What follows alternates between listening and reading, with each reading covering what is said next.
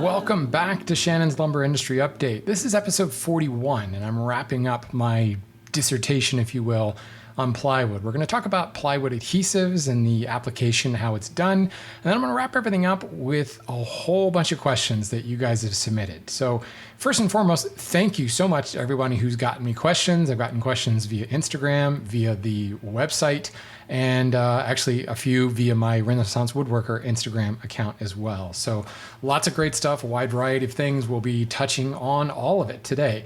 And I should say somewhere I got the episode numbers mixed up. Actually, not somewhere, right around episode 39, which technically should have been episode 38. I numbered it to 39. So yeah, if you're listening to these and going, wait a minute, what happened to episode 38? It doesn't exist. I could go back, I suppose, at some future date and release a super secret episode 38, but I think at this point, now that we're on 41, I'm just gonna plow ahead. So apologize for the confusion there. So here we are. We've talked about face veneers. We've talked about the core. We've talked about how to buy plywood, but what holds it all together, right? It's the glue. And there's a lot of people that can say, you know, the majority of the plywood actually could be glue, depending on the type of plywood you're buying. There is a lot of glue in there. And there's been some advancements in glue technology, if you will, as of late, mostly in response to environmental restrictions like CARB 1, CARB 2, and now the TSCA Title 6 compliance that limits the amount of formaldehyde that can be used in glue. The fact is, formaldehyde is still being used, folks, but it's a matter of keeping the parts per million low enough to get inside those requirements, those TSCA Title 6 requirements. There have been the introduction of soy-based glues that all but almost eliminates formaldehyde from the glue, and those have been shown to work extraordinarily well. We're starting to see those come up more and more as just kind of the de facto glue because they are TSCA Title 6 compliant, and there's now a long enough history in those soy-based glues that we aren't showing delamination over time. We're still showing the same workability and the strength, and I think it's highly possible that for the lion's share of interior plywood panels, we're going to see the soy-based stuff kind of take over, because it's probably safe to say that the environmental restrictions, that parts per million allowance for formaldehyde, is probably going to continue to shrink. Maybe not for a while, but we probably will see that continue to go down, and continuing to align manufacturing processes with these soy-based glues just kind of makes sense over the long run. So I wanted to bring up soy-based first because it's out there, and you probably are already using a plywood panel that does actually have a soy-based glue. But if we talk around that, if you will, there's a bunch of different chemical formulations, and you'll find a lot of times the glue and the formulation that's used can in some ways be a trade secret. It's the 11 herbs and spices that a particular manufacturer may use. They will disclose the type of glue that they're using, but not necessarily the chemical composition. Similar to the finishing industry, where they have to disclose certain things, but not necessarily all the things, or for that matter, the combination and the ratio of those things. But formaldehyde, for the most part, is found in all of the different types of glue that are out there. You're going to have certainly urea formaldehyde glue. That's probably the most common. That's what you find more often than not on interior panels.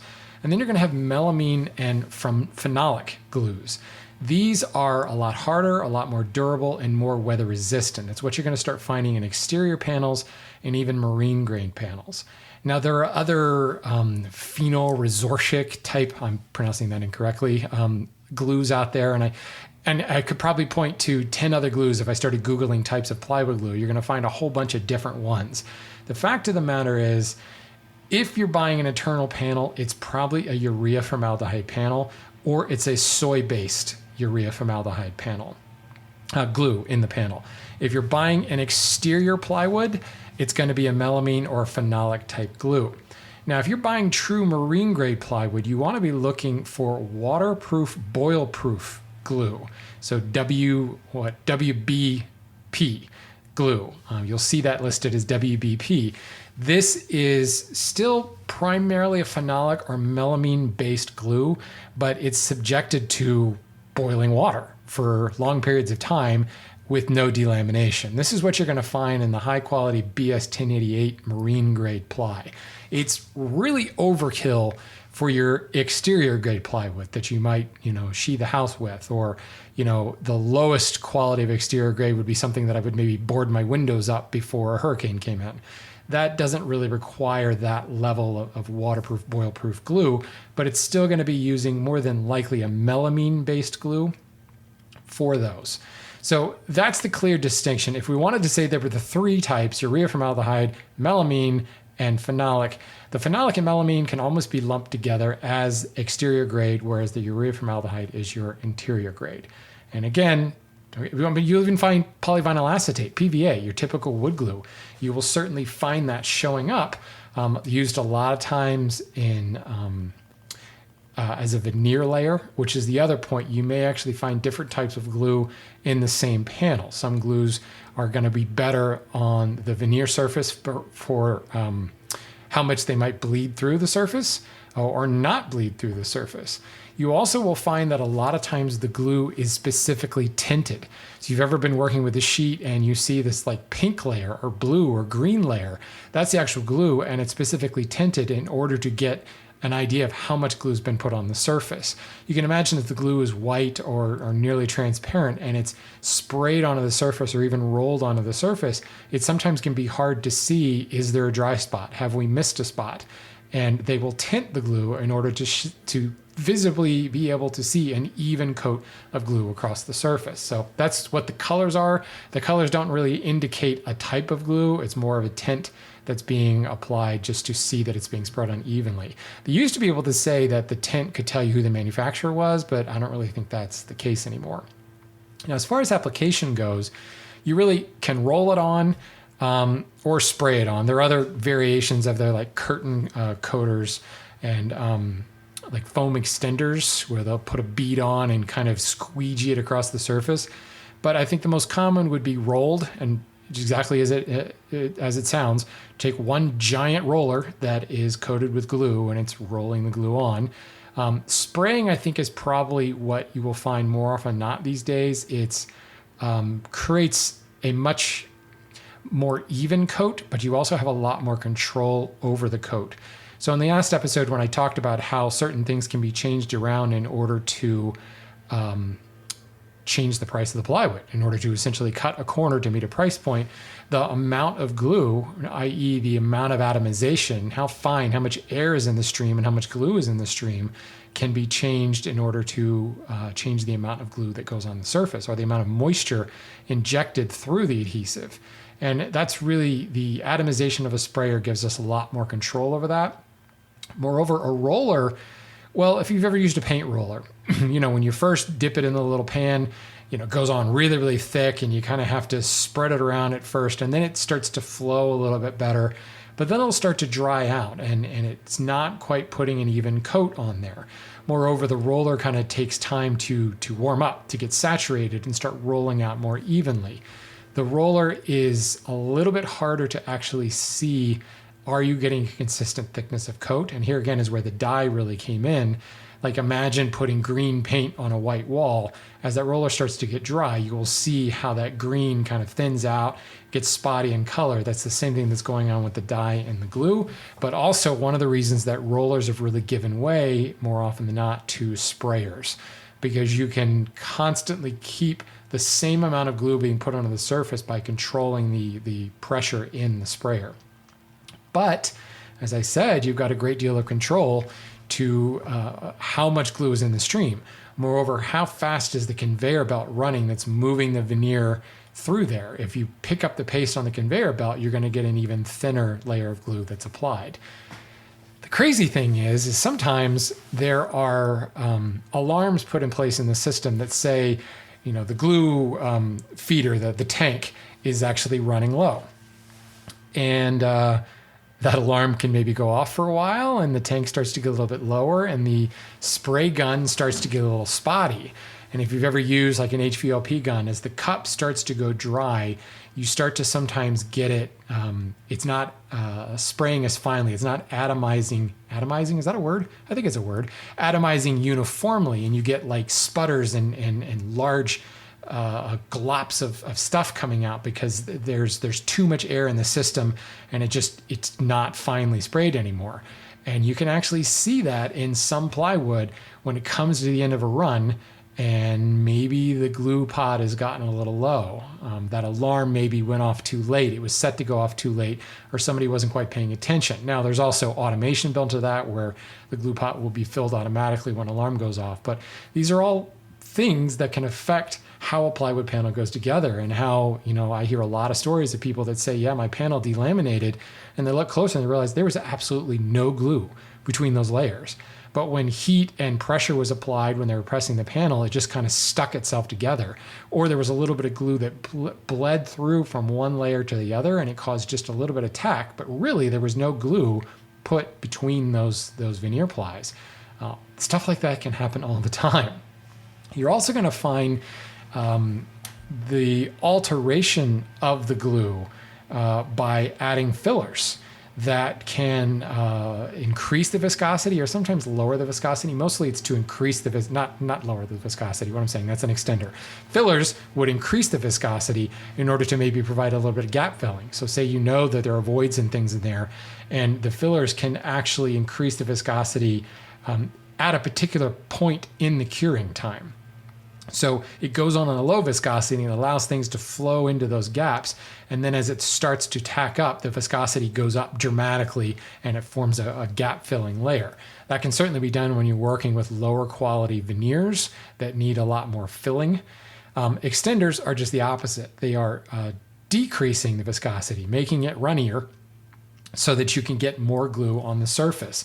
A lot of times flowers are essentially used in this case to reduce that resin content that's in the glue, and just to the point where you're still getting a good bond, but you're also stretching the glue a little bit further. Here again is another way to alter the price point of a product. If you can get more panels per pot of glue, you can control the price. Glue can get very expensive, especially in the exterior grade stuff. And the more panels you can create from that one, volume of glue, one refill of glue, the better. So it's important, just like we've been saying with every other part of this series, how the manufacturing process can change the price point.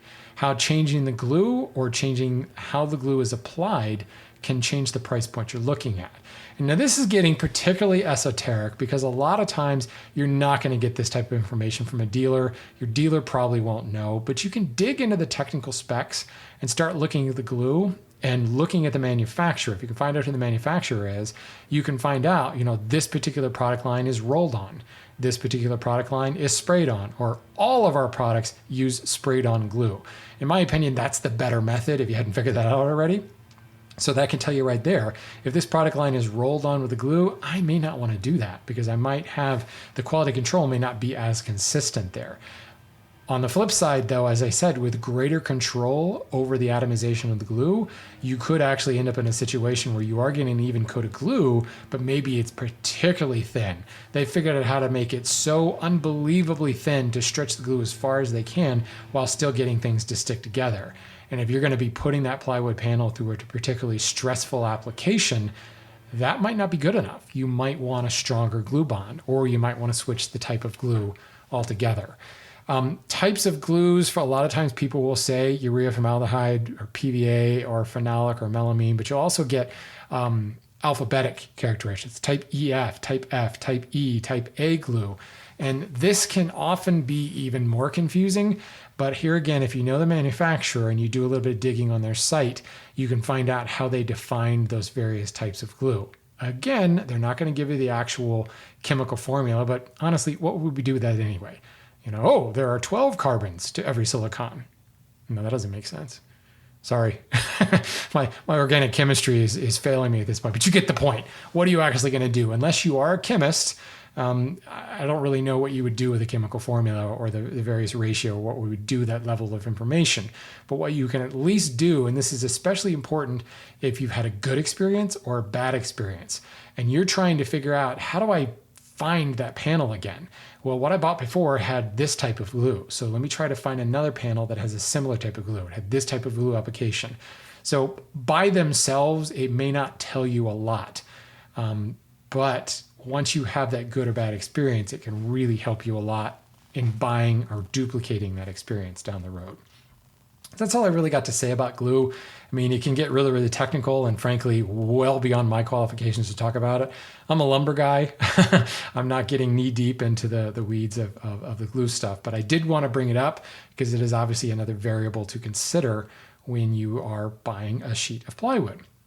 So let's get on to the questions. And again, if you have questions for the show, you can go to lumberupdate.com. There is a form you can fill out and submit questions there. Heck, you can even type a comment in response to any of the shows and leave a question, or you can hit me up on Instagram. Lumber Update is the handle there, and you can send me messages or reply to any of my comments. I'm checking all that stuff, and even if I'm not necessarily replying to all the direct messages, I am getting them and I'm putting them on my notes and trying to get through them as much as I can. So we're going to start off. This is a question from Jay Menard, who said, I was curious when to use plywood or when to not use plywood versus solid wood. And I will send you back to the very beginning episode of this plywood series and say, really only you can answer that question. What is important to you in this particular build? If I'm going to need large panels, i.e. either long or wide, plywood is going to be, first of all, a more economical solution, but also a more weight effective solution. Building a large panel out of plywood or out of solid wood can get very, very heavy, can get very, very expensive, and you're going to deal with a lot more stability issues. That tangential and radial expansion and contraction seasonally can be a real problem with solid wood. Now, we can build around that and accommodate wood movement, but will it stay nice and flat like a sheet of plywood? So for instance, if you're making a dining top and say you're going to veneer it, well, if I'm going to put veneer on this, I really don't want a lot of movement on that substrate. So plywood is a really good solution here. Building something like a bookcase that requires a long, narrow piece, maybe 6-8 feet long and 12 inches wide, and it has floating shelves. Well, that could be potential problems for solid wood. Same time, though, it could be potential problems for a veneer core ply. And this is a perfect example for using a lumber core ply, which actually brings me to a question that, oh shoot, who was it? Give me a second. Matt's Woodshed on Instagram asked, what's the use case for lumber core? You know, it seems to me the only reason I would use it is if I was making a curved panel. And I don't really understand that. I'm guessing what he's thinking is I will put like coopered staves together to make a coopered curve and then veneer to that. I suppose that would be one alternative for lumber core plywood. I wouldn't recommend that. I would recommend doing more of a wiggle wood type application where you, instead of cross laminating your strips, you're actually not cross laminating, longitudinally laminating, you bent lamb, basically, that type of application. Lumber core is extraordinarily stiff.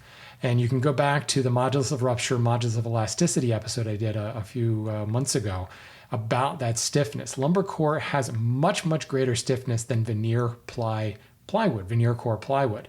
So if you're looking at a furniture application like a bookshelf with floating shelves, so you don't have that shelf that's anchored into the side and it's keeping the walls from bowing out, or maybe you have a particularly wide panel, like 48 inches wide, standing up vertically or something, it will stay a lot flatter without restraint. Whereas veneer core ply, it's going to be super strong and hold screws really well, but you're going to want to fasten it to some sort of substrate to help hold it flat. It's not going to have the same stiffness, significantly less stiffness than lumber core plywood.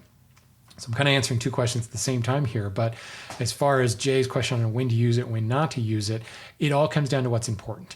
If flatness is of major importance, then a sheet good is probably a good idea. But if weight is also a major importance, then I probably don't want to use MDF. MDF may be super flat, but it is so heavy. You know, so veneering situations, flatness situations, weight situations, if you particularly want lightweight, there are a lot of lightweight plywood panels out there that make for really, really good solutions. In the end, there's no reason why you can't use solid lumber for everything, and there's no reason why you couldn't use plywood for everything. But you're going to find, as with everything, certain products perform better than others, and whatever's most important to you will determine whether you use solid or whether you use ply. So David sent me a question, and he said that I've been looking for some cherry plywood. I've looked at a couple different yards, and so far I found a high of $115 for cherry hardwood ply and a low for $90 for a single sheeted cherry ply. And he's kind of looked at each yard and said each place carries a kind of Procore product, whatever that means. You got to love these manufacturing terms. I was expecting them to be expensive, but that seems quite pricey. But then again, a sheet of walnut around here, he's in Southern California, goes for $140. Is my location likely affecting the pricing? Absolutely. Location affects pricing and everything. Where was it manufactured? How far did it have to go to get there? What is the market landscape like locally? And honestly, sorry, Californians, everything seems to be more expensive out there. There's not a lot of manufacturers of high quality plywood on the West Coast, or for that matter, west of the Rocky Mountains. Well, that's not true. Columbia Forest Products, great manufacturer of plywood.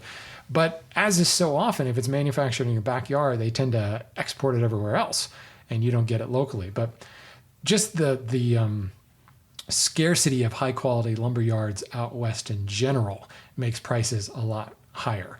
But cherry and walnut, think of the solid wood prices. They are expensive woods, and also not exactly known for perfectly defect free. Cherry can be a little bit difficult to get solid lumber that's wide and it's 100% free of defects. Walnut can be almost impossible. Walnut is an open field tree that branches and turns into knots all over the place. It's very difficult to get a good quality veneer log out of both of those species. So right away, you're going to find that a cherry ply or walnut ply is going to be more expensive than, say, oak or maple ply because of the scarcity of the veneer sheets. Now, he goes on to say that I'm concerned also about quality. And he actually sent me a picture so I could take a look at this, but the veneer lines, the spaces between the veneer sheets, are quite pronounced. In fact, it seems almost unusable for any kind of large paneling. I wouldn't even want it visible on the side of a cabinet. So what he's talking about, and I first thought there were maybe gaps between the veneer leaves, but it's a sequence match panel. The one that he sent me is kind of sort of a book match panel, but it's really meant to be sequence matched. There is a numbered flitch, and they are numbered and laid out sequence 1, 2, 3, 4, 5. But it's not a perfect match, nor is it meant to be, an exact book match. One might call it a pleasing match. Looking at the panel he sent me, I believe it's actually a center match. And if you want to go back to the veneer episode and listen to, sequencing, center match, running match, all those types of things, because cherry can be difficult to get defect free, obviously, to get the most cohesive looking face, you would have a rotary cut or a peeled veneer. So one sheet of veneer on the surface. But as I said, that can be really hard to get in cherry. You're going to run into defects when you peel a log like that. So more often than not, it ends up being guillotine sliced into small sheets and then either stitched or laid up together. This panel that he sent me actually is pretty attractive in my opinion. There are no gaps between the leaves by any means, but they've taken their nice wide sheets here. And looking at each leaf of veneer, you're probably at least 8 to 10 inches wide. So it's quite attractive, but I also think that 8 to 10 inches wide kind of ends up biting them in the long run, because when you step out and look at the panel as a whole, you definitely can see there's a seam, there's a seam, there's a seam. This is not going to give you the look of solid wood. There's no doubt. It is definitely plywood. But here again, because of that species and the inavailability of long rotary cut defect-free veneers, that's what you're looking at.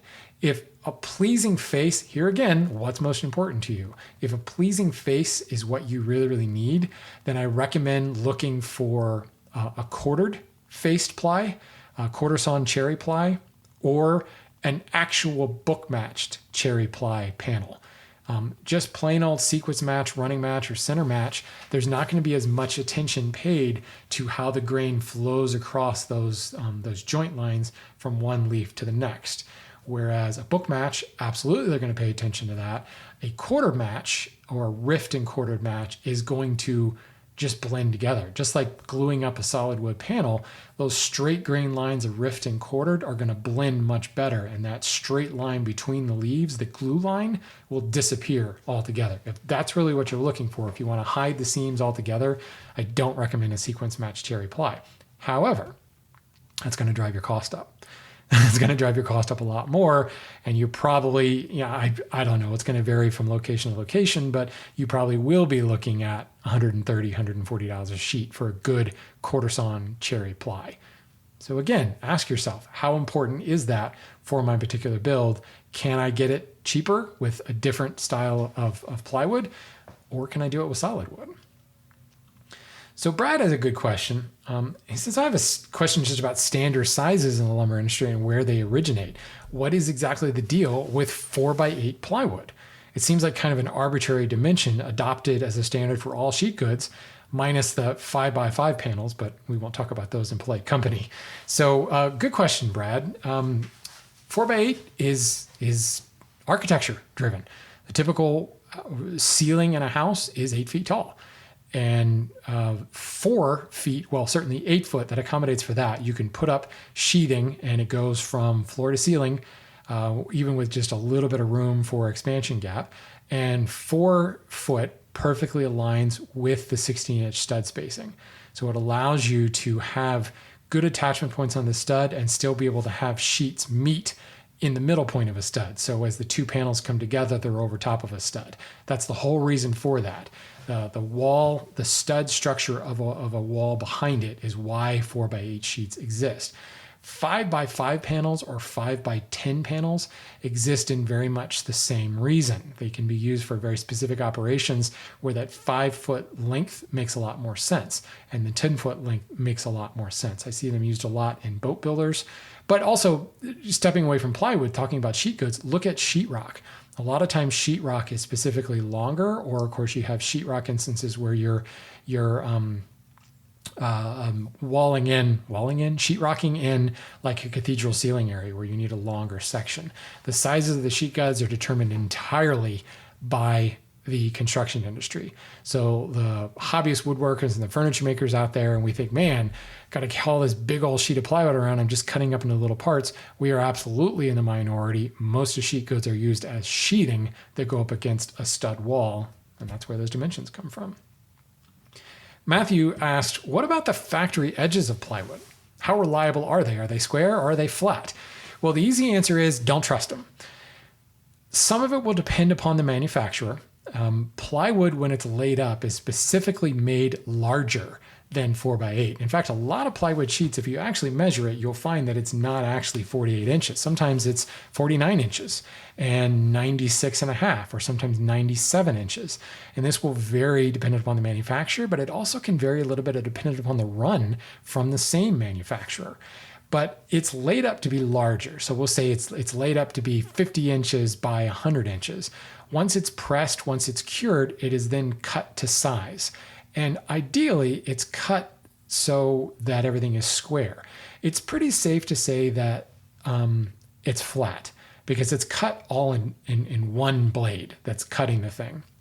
So as long as that blade is straight, you should be fine. Why it could possibly go out of flat is movement after the fact. If it is a cheaper panel where all the moisture wasn't pulled from it when it was manufactured and there's internal stresses going on because of differential in moisture from the manufacture process, you can end up with some movement that can cause an edge to go out of flat or certainly cause the whole panel to buckle and cup.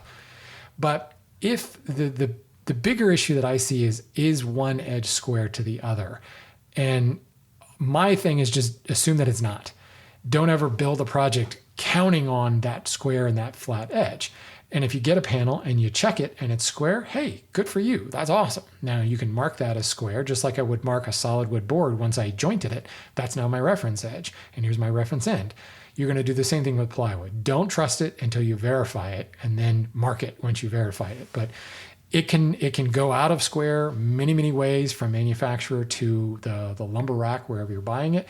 And it also could be possibly cut out of square due to maybe a misalignment in the actual factory knife edges themselves. Wooden Arms Workshop asks about foam core plywood for doors specifically. And doors, but also specific industries. Foam core is certainly from an insulation perspective, it has is it a high R value or low R value? I'm totally forgetting. Whatever insulates better. I think it's a high R value. Oh well. Just one of those things that I think I had to make room for in my database of a brain, and it got dumped off somewhere, probably in favor of some other completely esoteric factoid. But whatever it is, for better insulation, foam, because of the amount of air in it, can insulate quite well, both acoustically but also thermodynamically. So it'll keep you warmer, but it'll also keep things quieter. It also is incredibly lightweight, so it can have a double effect there. If you're looking for lightweight applications like the aerospace industry or the yacht manufacturers or RV makers, where you gotta have lightweight on the wheels or on the wing or whatever, or on the waves, plus that sound deadening. If you find a lot of foam core boards are used around like the engine room of a boat in order to deaden the sound of that engine down there. Used in a lot of instances in between walls in apartment buildings in order to create better sound dampening as well. Doors, primarily, it's for insulation, but also there's a certain amount of acoustical dampening there additionally. So again, it comes down to what's important in that particular door. If I'm building an interior door and I don't really need insulating properties, it's not really necessary. And you'll find that those specialized foam core panels are quite pricey. So certainly you don't want to just use them willy-nilly unless just money is absolutely no object whatsoever. Rum Runner Guy, that's a good name, asks about joining sheets together, like when you actually need to create joinery, a bond from one joint to another. What do you use? Here again, it depends upon the type of plywood. And if joinery is important to you, that's going to dictate the type of plywood that you buy. A lower quality plywood that is going to have inconsistent veneer thickness, it's going to have more voids, it's going to have more defects in the veneers, both in the core and on the face, can run into problems when you're actually trying to cut joinery into it. If you're trying to cut a rabbet and suddenly you run into a huge void, now that rabbet floor is not flat anymore. It's going to cause problems when it mates up to, say you're doing a shiplap application. It'll cause problems mating to the other panel. Or it could possibly rip out dramatically. Say you're running a router to create that rabbet and you hit a void and it splinters all to hell and tears up the interior laminations. Or say it delaminates because there were enough voids in there. There wasn't enough glue on it. So if you're going to be cutting joinery in general, you want to look for a much more consistent panel. That's where your Baltic birch shop type plywoods really come into play, because they've got a much more cohesive core that you can route an edge onto, you can route joinery into. Or you go to that multi-layer, some people call it Europly, where it's got 21 layers veneer and the stuff is running $300 a sheet. But it's the same as milling. Actually, it's better than milling solid wood, or something like milling MDF without the fuzziness and the toxic formaldehyde that comes out of it, and cutting it and the weight. So that can be a major importance. But if you've got the proper quality of plywood, as far as how you join it, doesn't really matter. It depends upon the application. It'd be the same way you would join solid wood. In fact, you might be able to count on it even more because of the engineered nature of that high quality plywood panel. Do you need a scarf joint? I don't know. It depends on if you're spanning a long distance, if you're joining end to end, and maybe you need that longer glue surface of a scarf joint. Or if you just need a small glue surface, a rabbet can be perfectly fine. Heck, dovetails can be cut into plywood. Tenons can be cut into plywood. Loose tenons, all that stuff. It all depends upon the quality of the panel itself. And in general, where people have problems with joinery and plywood is because they're buying a lower quality plywood, and because of the inconsistency in the thickness of the overall panel, but also the thicknesses of the individual plies. And you run into issues with actually getting your joints to line up because one sheet to the other is not exactly the same. Also, when you tear into that cross-grain layer, it would be great if you're cutting a rabbet and the floor of that rabbet is nice and long grain, but you can't always do that. You end up cutting the rabbet and you run into cross-grain. You get a particularly fuzzy surface. Here again, good quality panel is going to alleviate a lot of those problems. So type of joinery is up to the application, as with any material. It doesn't really matter whether it's solid wood, steel, or plywood. Choose the right material, and the joinery should dictate itself based upon how much strength you need, what you're doing with the joint around a corner, spanning a distance, etc., etc. Other Dog Design asked about sourcing plywood for the hobbyist. And I would urge you to go back and look at the very first episode in this series about, make sure you understand what you're looking for and understand how to talk about what you're looking for in the various components. In fact, just listen to this whole series to make sure you have a good understanding of what comprises a plywood panel. Now, that being said, this is particularly difficult. A lot of the higher quality panels that I talk about just are not available to the average hobbyist. If all you have is Home Depot and Lowe's, or maybe a lumber yard, a local lumber yard that happens to carry plywood, it can be really difficult. You have very little options. Or places that have really good options, maybe they are wholesale only, and they're just selling to contractors and things like that. That's starting to change a little bit more with the advent of the internet, and it might be worth a call at least to one of those guys that you think is wholesale only.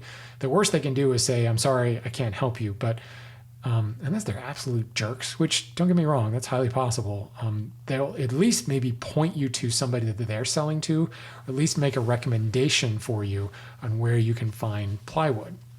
There are some sources online that you can buy plywood. Now, you're not going to buy 4x8 sheets because it's just cost ineffective to ship such a thing. But if you are a hobbyist, you may not need a 4x8 sheet. If you're building a piece of furniture, you might be okay with a 2x2 or a 2x4 sheet. And there are certainly places that can get it to you surprisingly cheaper than you might think and of a good quality. But I say the same thing with solid wood as I would with plywood. Sometimes you need to pursue a less than traditional source, aka piggyback on someone else's order. If you don't have any dealers around you that sell plywood, or if you have a dealer that only sells to contractors or sells in wholesale, again, finding out who they're selling to, or look up local cabinet shops. That's your best source. Cabinet makers, cabinet shops specifically, they use a lot of plywood. And they generally want to use a higher quality plywood because a lot of times they're using CNC machines. Production cabinet shops are doing all the grunt work with a CNC. And if you put an inconsistent thickness panel on a CNC machine, it's not good. Not good at all. And again, if they're cutting joinery in it, they want a good quality panel. So look up cabinet shops in your area and reach out to them. Ask to speak with the shop foreman if a person exists, and just tell them exactly what you want to do. Look, I'm a hobbyist. I use a fair amount of plywood, or I just need a sheet of plywood, but I can't find it anywhere. Can I buy a sheet from you? And they're like, oh no, we need everything. We keep close track of everything. Okay, well, who are you ordering from, and when is your next order coming in? Can I buy 3 or 4 sheets from you in the next one? Can we just make sure your next order has enough extra for me so that I can buy it when it comes in? I have told a lot of people to do this, and certainly some people have never gotten back to me on how it went, but I've never had a person get back to me and say, oh, they turned me down flat. In fact, everybody who's gotten back to me has told me what a great experience it was. I work with cabinet shops all across the country at my day job. We also have a millwork house, 2 different locations where we buy a lot of plywood. Every single one of these cabinet shops has an internal inventory that they're using. They also have an internal cutoff bin. So it can be a great source for solid lumber, but also plywood. And if you can get away with something that's not necessarily a 4x8 sheet, you'd be surprised what you might actually get for free or for pennies. Or if you need full 4x8 sheets, as I said, piggybacking on someone else's order is a very legitimate way to do this. The same thing can work with a lumber yard. If you go to a lumber yard and all they do is sell wholesale, well, when are you bringing in some more plywood? Can I possibly add some onto that order? Or if you're ordering a bunk of plywood for a particular customer, can I just take 3 sheets off the top of that order? Can we augment that order? It's not that buying a single sheet of plywood is inefficient for a wholesaler. It's stocking, breaking packs, and selling 1 sheet at a time is inefficient. When they're buying it, they can buy 25 sheets, 27 sheets, and it's not really that big of a deal to them to add 2 or 3 more when they're already buying 100 sheets or 20 sheets. So just talk to people and tell them what you're trying to do and explain to them, look, I don't have any other resource. Like, I can't get what I need from Home Depot. Can you help me? And you'll be really surprised how the industry itself can step up and help you out on that. Cabinet shops, it's the way to go, man. Absolutely. So here's an interesting one. This is from Ricardo, and he's wondering about the best panel for laser cutting and engraving. Well, this is an area where I have 0 experience, but I wanted to bring it up because it's a great case study in how do we know what kind of plywood to buy? Well, what's important to you? You guys getting tired of hearing me say that yet? So I did a little bit of Googling. Certainly I know what laser engraving is. I've seen it done, but having not done it personally, what are the struggles that you may run with? And just off the top of my head, certainly consistency is going to be key. Consistent thickness is going to be an issue because you've got inconsistent thickness throughout the panel. That laser's on a constant power as it's cutting through. And if it runs through a thicker section, it may not cut all the way through, because if it's going at a set feed rate or set speed and a set power, it runs through that thicker section, it may not cut all the way through. If it runs through a thinner section, it could cut really fast and possibly burn the edges, make it darker than that thicker section. The other thing is if you have inconsistency in the plies themselves, you might end up with a lot more burning or possibly delamination. So these are all things that you really need consistency in order to get that nice, even light brown or even dark edge that doesn't leave you like sooty fingertips. Imagine cutting like puzzle pieces or something. That one comes to mind. Or those bathymetric diagrams I see all the time. My father-in-law has one in his office of the local waters around his house in Maine. And there's that really cool kind of singed edge to it. Well, all that precision cutting, we want to make sure that you've got some consistency. So honestly, where I think you'll be looking for is the species itself needs to be consistent. So a Douglas fir panel would be a no-no. Think about Douglas fir. There's an incredible, just look at Douglas fir. It's striated. It's very stripy in appearance. And there's a great density difference from early growth to late growth. That makes it difficult to work with any tool. It gives you that washboard effect. But also imagine a laser cutter running through that. That early growth is going to burn really, really fast. That late growth may not burn at all. It's also going to create a rippled effect from one layer to the other, which just makes a not a flat panel.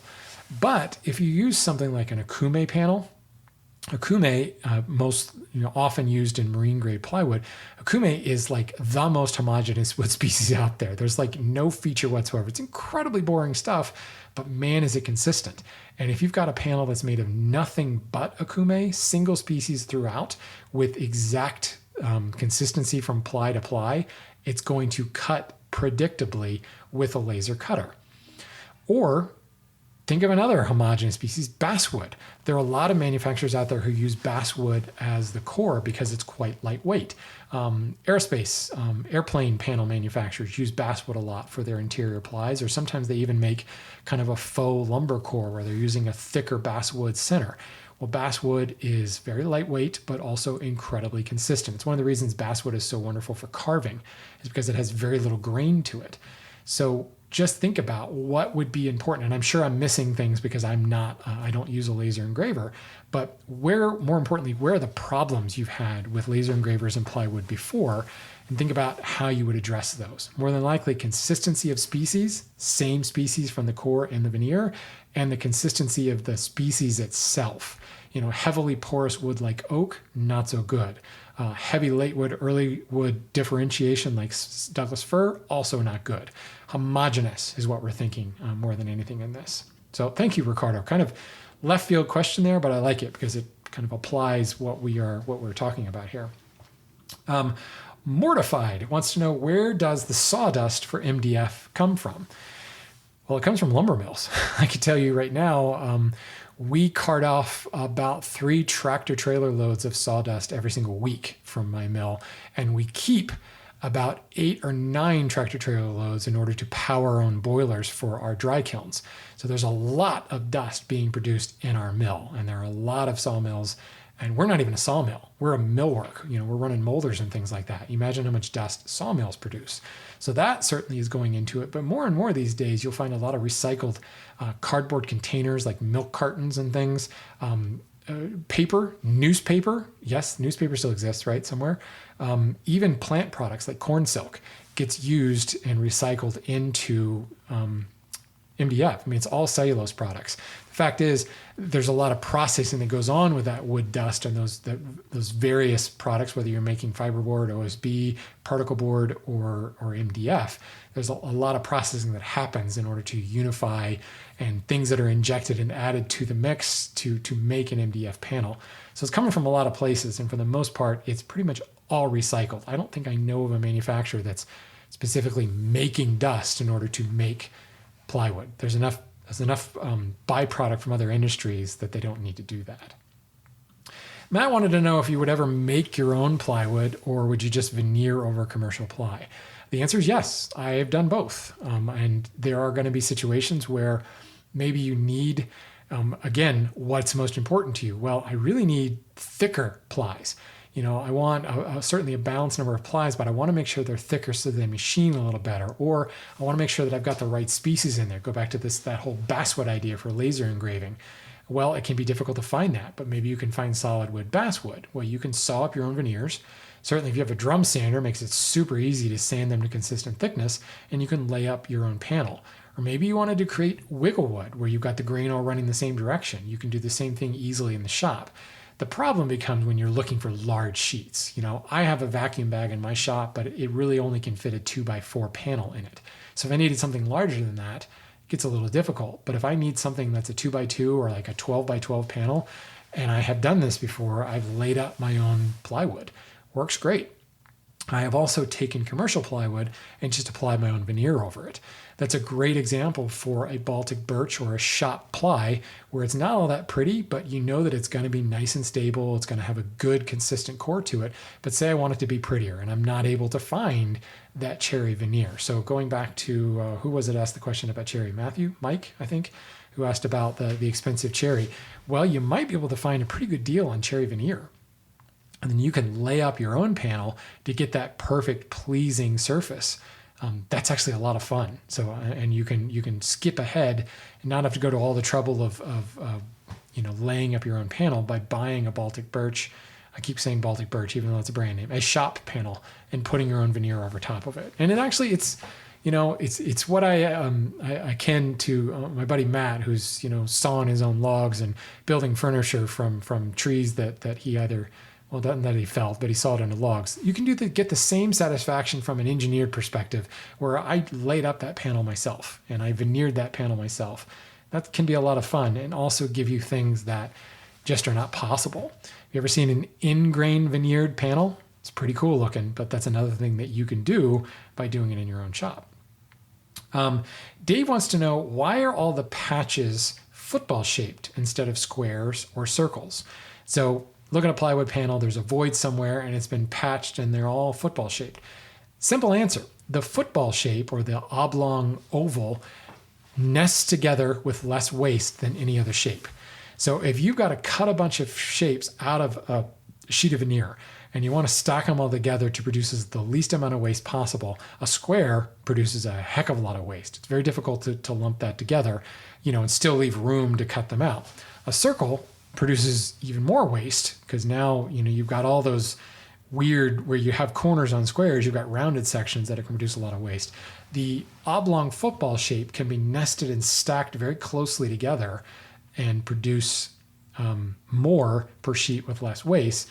It's also a lot easier to fit into place. Squares, because they have 4 square corners, require more precision, whereas the football shape actually will pop into place a lot easier because there's only 2 points that you're trying to snap into place, whereas 4 points can cause some splintering and things like that. But in the end, it's efficiency. You can get more football shapes out of a sheet of veneer than you can squares or circles.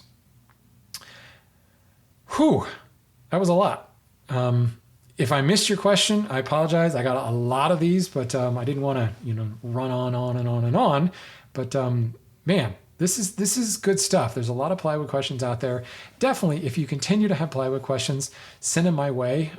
I did have another question that I wanted to save to the end because it's referencing past episodes. But in previous episodes, I mentioned a plywood handbook put out by HPVA, Hardwood Plywood Veneer Association. And I will put it in the show notes of this episode, but I've also have linked to it in episode 39. So that's it's not free. I think it used to be free, although somebody might be able to find a digital version of it somewhere, but it's not expensive either. It's like $18, I think. And it's a really nice kind of handy guide or resource thing to keep around the shop when it comes to determining what type of plywood you want. So I got asked that question. I'd mentioned it before, but like a lot of you, like me, when you listen to podcasts, you tend to be driving and you couldn't figure out where that link was. So I will put it in the show notes of this episode 41, but you also can find it on episode 39 as well on my website at lumberupdate.com. boatload.com. So again, thank you everybody for the questions. I'm getting a lot more, and I'm trying my best to kind of lump them together kind of into themes. Obviously this was a plywood theme and I pulled a lot of my plywood questions that I had. So if you send a question in and you haven't heard it on the show, it may just be that I'm sandbagging it for another episode when it kind of makes sense. But I do think I'm going to do just kind of a general Q&A show pretty soon, because I do have a lot of miscellaneous ones that I can't imagine ever forming any kind of cohesive theme. So stay tuned and please keep sending in those questions. If you haven't heard an answer yet, don't get discouraged. I will do my best to answer every one of them. So thanks everybody as always. I appreciate the feedback I've gotten on this plywood series. It's been a lot of fun. There's obviously been a lot of confusion that I'm glad to be able to clear up. If you have ideas of other multi-part series where you want to see me really dive deep in a particular topic, let me know. I have a few ideas, but I certainly want to hear from you guys, the audience, on what is most important to you. So that's it. As I say every week, go buy some wood or go buy some plywood.